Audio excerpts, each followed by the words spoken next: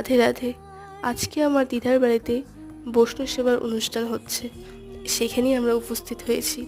বৈষ্ণব সেবা মানে বিভিন্ন রকম ঠাকুরকে নিয়ে এসে, কৃষ্ণ ঠাকুর, বিভিন্ন রকম গোপাল ঠাকুরকে নিয়ে এসে একসাথে জড়ো করে তাদের ভোগ লাগানো হয়। তার জন্য অনেক কীর্তন করা হয়, ঠাকুরের উদ্দেশ্যেই সব করা হয়।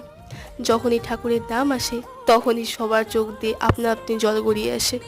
আমার দাদু প্রত্যেক বছরই এই বৈষ্ণব সেবাটা দেয়, এই বছরও দিয়েছে। তখনই দাদু মাটির মধ্যে গড়াগড়ি করছিল কৃষ্ণ ঠাকুর, গোপাল ঠাকুরের নাম বলে, তখন দাদুর চোখ দিয়ে আপনা আপনি জল গড়িয়ে গেছিল। এটাই হয়তো প্রকৃত ভক্তি, প্রকৃত ভালোবাসা ঠাকুরের জন্য।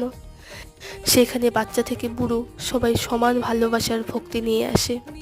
এখানে সবাই আমরা কৃষ্ণ ঠাকুরের নাম বলে নাচাও শুরু করে দিয়েছিলাম। কৃষ্ণ ঠাকুরের নাম এমনই, এই নামের তুলনা হবে না। সবাইকে প্রসাদ বিতরণ করার পরে আমরা প্রসাদ নিয়ে বসলাম।